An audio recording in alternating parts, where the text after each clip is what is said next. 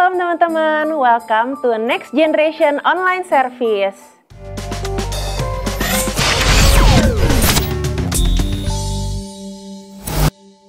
Oke, hai teman-teman semuanya, apa kabar? Kembali lagi dengan aku Gaby. Hari ini kita kembali lagi di tayangan Next Gen Online Service. Nah, sebelum mulai sharing, aku mau pimpin teman-teman, kita mau sama-sama bersatu dalam doa dulu ya. Mari kita berdoa. Tuhan Yesus, terima kasih Tuhan atas kesempatan baru yang sudah Tuhan Yesus berikan pada kami. Tuhan Yesus yang pimpin kami Tuhan dalam memasuki tahun ini, supaya kami bisa semakin bertumbuh lagi Tuhan dalam nama-Mu. Tuhan, pada hari ini kami mau sama-sama mendengarkan firman-Mu Tuhan. Tuhan Yesus yang pimpin kami dalam mendengarkan firman Tuhan, sehingga firman ini dapat kami dengarkan dan bisa kami lakukan juga dalam kehidupan kami sehari-hari. Terima kasih ya Bapak, pimpin jalannya sharing ini supaya semuanya berkenan hanya dalam nama-Mu. Dalam nama Tuhan Yesus, kami berdoa dan bersyukur, sama-sama katakan amin. Nah, berhubung tahun ini adalah tahun yang baru, hari ini aku mau sharing tentang start strong atau artinya memulai dengan kuat. Nah, kenapa sih harus memulai sesuatu itu dengan kekuatan yang baru? Karena pastinya ketika kita memasuki tahun yang baru, banyak hal-hal yang mungkin nggak pasti nih yang akan kita alami ke depannya. Kenapa? Karena pastinya kita sebagai manusia, kita punya keterbatasan nih untuk melihat apa sih yang akan terjadi di depan kita, gitu. Nah, misalnya contohnya ketika kita lihat tahun lalu ya, kita lihat pandemi mulai ada di Indonesia, terus kita juga mungkin nggak menyangka ya akan sampai hari ini kita masih mengalami pandemi itu. Tapi kita percaya sebagai anak-anak Tuhan yang kuat, kita pasti mendapatkan kekuatan yang baru dari Tuhan untuk memasuki hari-hari ini. Nah, karena itu hari ini kita mau sama-sama sharing nih, mau cerita-cerita tentang gimana sih supaya selama 1 tahun ke depan kita bisa punya semangat yang baru dalam Tuhan. Oke, nah ada beberapa poin utama nih yang akan aku sharingkan hari ini.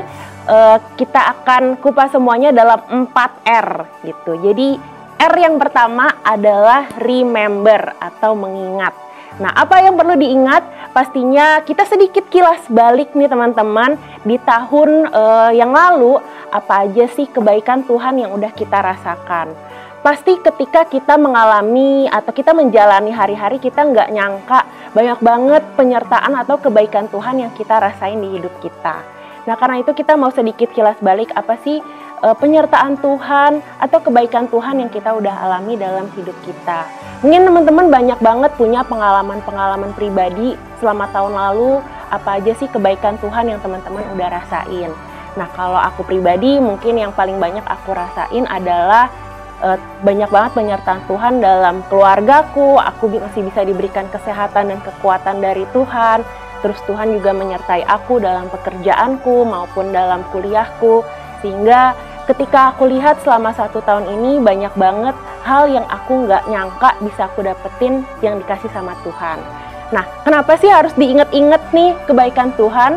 Supaya ketika kita memasuki tahun yang baru ini, kita juga selalu ingat bahwa Tuhan itu pasti akan selalu menyertai kita dengan kebaikannya.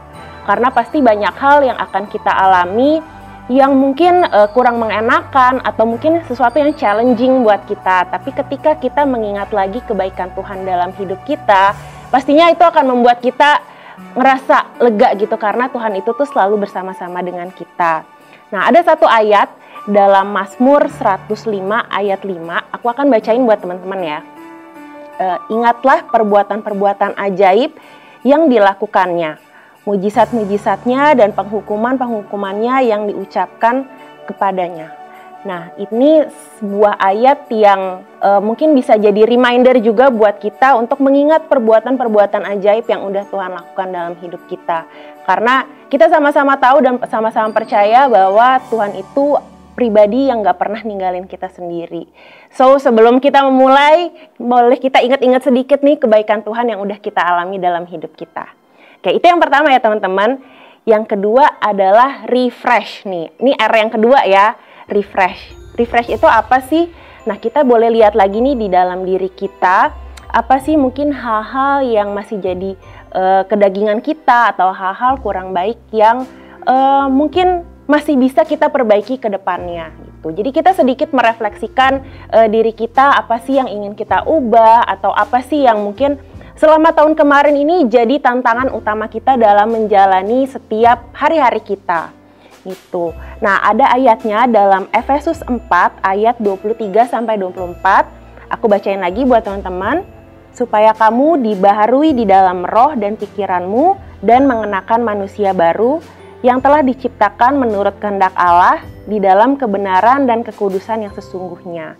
Jadi mari kita sama-sama di tahun yang baru ini kita mengenakan manusia baru kita dan meninggalkan manusia lama kita supaya iman kita semakin bertumbuh teman-teman. Kita kan nggak mau ya stuck gitu hidupnya gitu-gitu aja. Jadi kita lihat lagi di diri kita apa sih yang perlu kita perbaiki. Misalnya kalau tahun lalu kita sering telat nih, misalnya telat ibadah gitu ya, atau mungkin ke kantornya suka telat, atau mungkin ke sekolah suka telat. Yuk kita sama-sama perbaiki supaya hidup kita bisa semakin baik lagi. Aku percaya ketika kita punya sesuatu harapan yang ingin kita kembangkan ke depannya, pasti Tuhan akan tolong kita supaya kita bisa menjadi pribadi yang lebih baik lagi. Oke, itu yang kedua. Nah, sekarang kita masuk yang ketiga nih. Ketiga itu adalah refocus atau gimana kita memperbaiki fokus kita di tahun ke depan ini.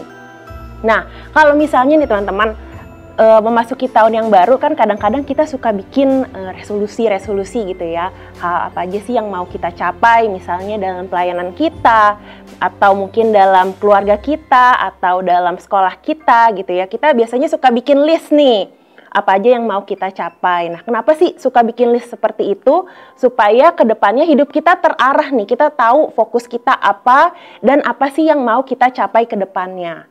Gitu. Jadi kita bisa sama-sama berlatih nih teman-teman supaya kita tuh hidupnya nggak ngalir-ngalir gitu aja, tapi kita tahu apa yang mau kita capai ke depannya. Nah, hal itu baik, tapi suatu hal yang harus kita ingat adalah tetap fokus utama kita itu adalah menjalankan kehendak Tuhan dalam hidup kita. Jadi itu poin penting yang harus kita selalu ingat teman-teman, supaya ketika kita bikin resolusi-resolusi atau kita bikin tujuan-tujuan kita selama 1 tahun ke depan, itu nggak keluar dari jalur yang udah Tuhan tetapkan buat kita. Jadi yuk sama-sama kita lihat lagi apa sih sebenarnya yang Tuhan mau dalam hidup kita. Karena kita percaya sebagai anak-anak Tuhan, pasti kita udah dipercayakan hal-hal yang baik dalam kehidupan kita. Nah, itulah yang harus jadi fokus utama kita selama 1 tahun ke depan ini, supaya hidup kita semakin terarah.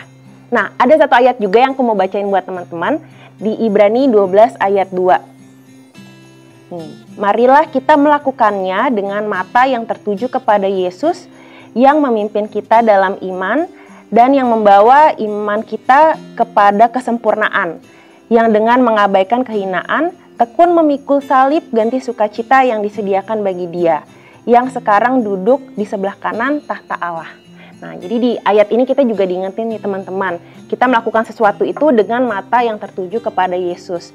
Bukan karena kita terpengaruh kanan kiri gitu ya, misalnya teman kita pengen apa nih tahun ini, ya udah deh gue ikutan aja gitu. Atau misalnya keluarga gue atau adik gue pengennya ini nih, ya udah deh gue ikutin aja gitu. Bukan itu, tapi semuanya itu kembali tertuju pada Tuhan Yesus gitu. Apa sih yang Tuhan mau dalam hidupku? Nah, itulah yang harus kita jadikan fokus utama kita selama 1 tahun ke depan. Dan poin terakhir atau R yang terakhir adalah retain atau mempertahankan. Nah, apa nih yang perlu kita pertahankan gitu? Pastinya yang perlu kita pertahankan adalah iman kita kepada Tuhan. Karena tidak bisa dipungkiri, bukan karena kita orang percaya lalu kita nggak mungkin menghadapi masalah gitu. Jadi pasti masalah akan tetap ada. Karena dengan menghadapi masalah itu justru iman kita semakin berkembang. Kita juga bisa menjadi pribadi yang lebih kuat lagi. Jadi ketika kita menghadapi masalah atau problem di depan kita, yang harus kita pertahankan adalah iman kita kepada Tuhan. Ada satu ayat dalam Yakobus 1 ayat 12, berbahagialah orang yang bertahan dalam pencobaan, sebab apabila ia sudah tahan uji, ia akan menerima mahkota kehidupan yang dijanjikan Allah kepada barang siapa yang mengasihi Dia. Nah, jadi di ayat ini kita selalu diingatkan bahwa kita harus selalu bertahan dalam pencobaan apapun yang kita alami. Karena aku percaya ketika kita sudah melewati tahun-tahun sebelumnya dengan kuat, teman-teman bisa mendengarkan tayangan ini hari ini, itu semua karena kita masih bisa bertahan dan kita masih bisa kuat menghadapi semuanya. Jadi tetap percaya bahwa ketika kita mengalami problem apapun di depan kita selalu ingat lagi Tuhan itu pribadi yang gak pernah tinggalin kita. Jadi selalu bertahan dalam iman kita dan juga selalu semangat teman-teman. Jangan patah semangat dan selalu ingat bahwa apapun yang kita lakukan, apapun yang kita katakan dalam hidup kita tetap jadi berkat buat orang-orang sekeliling kita. Itu aja sharing dari aku hari ini. Semoga kita bisa tetap semangat menjalani 1 tahun ke depan dan jadilah berkat dimanapun teman-teman berada. Yuk kita sama-sama bersatu dalam doa untuk menutup ibadah kita hari ini. Terima kasih ya Tuhan untuk setiap firman yang sudah Tuhan Yesus taburkan dalam hati kami. Kami percaya Tuhan bahwa setiap firman ini akan bertumbuh dan berbuah dalam hati kami dan bisa kami lakukan dalam kehidupan kami Tuhan. Tuhan Yesus, kami mohon Tuhan penyertaan-Mu selama tahun yang baru ini Tuhan. Karena kami percaya kami nggak bisa menjalaninya sendirian. Dan kami butuh Tuhan untuk memimpin kami. Terima kasih ya Bapa, pakai kami anak-anak-Mu dimanapun kami berada Tuhan, dalam keluarga kami, dalam lingkungan sekolah, tempat pekerjaan kami Tuhan, maupun pelayanan kami, supaya kami bisa bertumbuh Tuhan dan bisa menjadi berkat dimanapun kami berada. Terima kasih ya Bapa untuk semuanya, dalam nama Tuhan Yesus dan bersyukur sama-sama kita katakan amin. Tuhan Yesus memberkati, sampai ketemu lagi teman-teman.